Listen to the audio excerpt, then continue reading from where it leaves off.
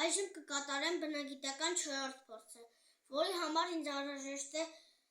ամանի հեղուկ, պրիսիպկա և ջրով լցված ափսե։ Վերցնում եմ պրիսիպկան, տարածում եմ ջրի մակերեսով,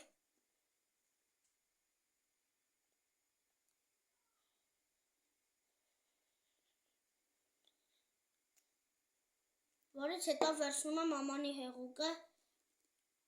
և կաթացնում եմ կենտրոնում։ Ես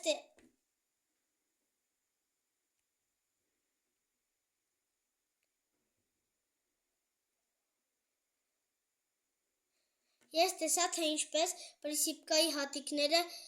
միաժամանակ հետ քաշվեցին, իջան ջրի տակ, կպնելով ափսեի եզրերին։